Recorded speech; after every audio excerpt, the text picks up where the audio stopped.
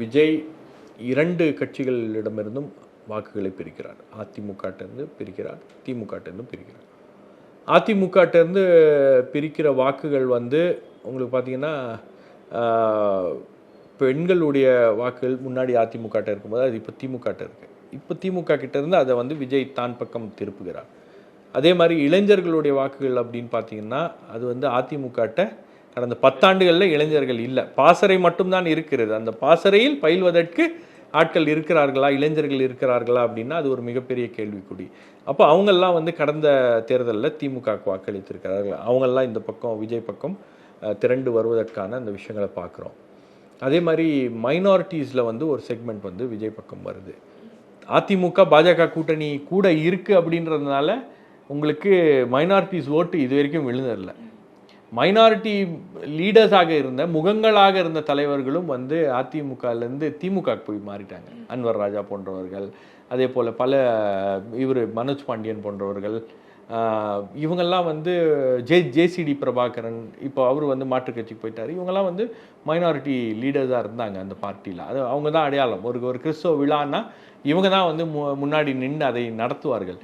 இப்போ அந்த மாதிரி ஆட்கள்லாம் அங்கே போயிட்டாங்க அப்படின்னும் போது அந்த ஓட் பேங்க்கும் வந்து அவங்ககிட்ட இந்த ட்ரிஃப்ட் ஆயிடுச்சு. அதுவும் வந்து திமுக கிட்ட ரொம்ப சாலிடாக இருக்குது. 2021 திமுக பெரிய அளவுக்கு வெற்றி பெற்றதற்கு இந்த ஓட் பேங்க் வந்து ஒரு மிக முக்கியமான காரணம்.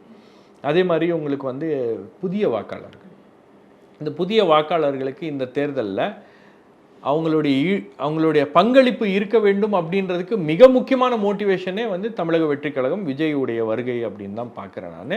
ஸோ அந்த இடத்துல அதிமுகவுக்கு திமுகவுக்கு எந்த ஒரு இதுவும் கிடையாது. மேபி அவங்க அதை வந்து பெரிய ஒரு பொருட்டாக பார்க்கல அப்படின்னு நான் பார்க்குறேன் நான். அப்போ இது எல்லாமே டிஎம்கே கிட்ட இருந்துச்சு. இல்லைனா ஃபஸ்ட் டைம் ஓட்டர்ஸ் வந்து கொஞ்சம் டிஎம்கேக்கு போட்டிருப்பாங்க. ஏன்னா டிஎம்கேவோட பிரச்சாரம் ஆன்லைனில் அதில் இதெல்லாம் பண்ணுறதுனால ஓரளவுக்கு அவங்க அந்த பக்கம் போயிருக்கோம். இப்போ இந்த வாக்குகள்லாம் வந்து உங்களுக்கு டிவிக்கு பக்கம் ஷிஃப்ட் ஆகுது. அதே மாதிரி நான் சொன்னது ட்ரெடிஷ்னல் ஓட் பேங்க் இருக்குது இல்லையா, மீனவர்களுடைய வாக்கு வங்கி, அருந்ததியர்களுடைய வாக்கு வங்கி, அதே மாதிரி உங்களுக்கு காஸ்ட் ரீதியாக பார்த்திங்கன்னா தலித்ஸுடைய ஓட் பேங்க் வந்து திமுக பக்கம் போயிட்டு இருந்துச்சு. இப்போ அது வந்து விஜய் பக்கம் போகுது. ஒரு கணிசமான அளவு அவங்க வந்து விஜய் பக்கம் ஷிஃப்ட் ஆகுறாங்க அப்படின்றது இருக்குது. அதே மாதிரி கம்யூனிட்டிஸ் மத்தியிலையும் அவர் வந்து நிறைய வாக்குகளை எடுக்கிறார். உங்களுக்கு உதாரணத்துக்கு வன்னியர் கம்யூனிட்டிலேருந்து ஆரம்பித்து உங்களுக்கு சவுத்தில் இருக்கக்கூடிய தேவர் கம்யூனிட்டி, முக்குலத்தோர், இவர்கள் மத்தியிலும் வந்து விஜய்க்கான ஆதரவு தளம் என்பது இருக்கிறது. ஸோ இது எல்லாமே இந்த முக்குலத்தூர் கம்யூனிட்டி அப்படின்றது அதிமுகவுடைய ட்ரெடிஷ்னல் ஓட் பேங்க்குன்னுவாங்க.